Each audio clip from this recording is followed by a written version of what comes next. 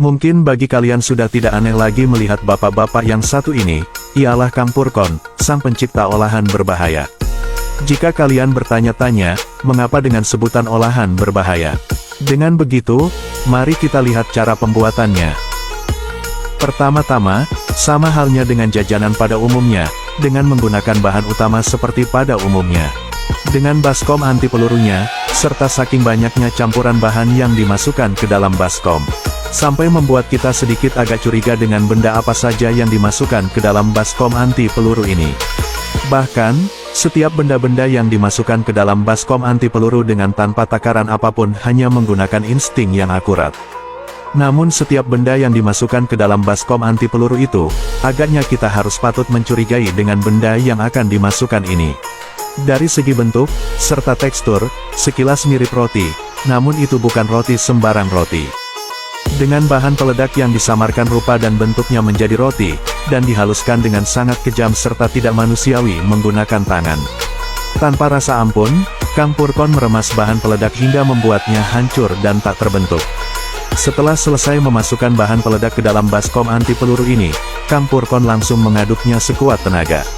Awalnya kita dibuat lega dan cenderung dibuat bangga kepada Campurkon, karena cara mengaduk olahan yang sangat berbeda dengan cara mengaduk penjual-penjual lainnya di Santro Dusun Perindapan Kecamatan Dolakpur dengan menggunakan sinduk peninggalan sejarah di masa kenakalan Malin Kundang.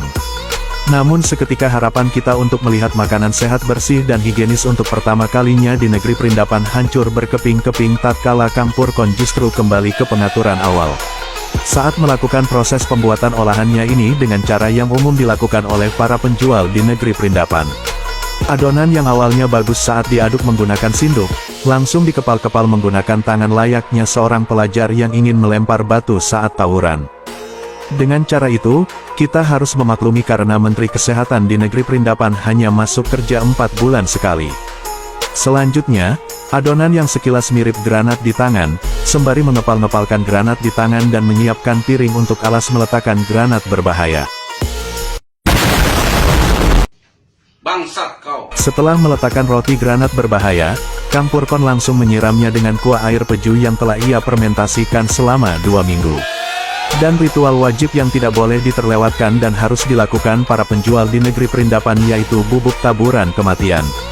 Taburan-taburan yang sangat meriah dan tiada ada hentinya seperti layaknya orang yang sedang menaburi pemakaman. Untuk menyamarkan sebutir granat, Campurkon memberikan potongan-potongan mentimun di pinggir-pinggir piring supaya granat di piring tidak terdeteksi oleh pihak Kapolsek.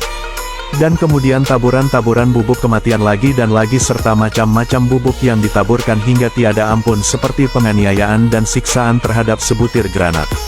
Inilah akhir dari olahan Campurkon yang ia namai roti granat, yang sudah melewati penyiksaan dan penganiayaan yang panjang serta proses yang lama untuk membuat satu butir roti granat.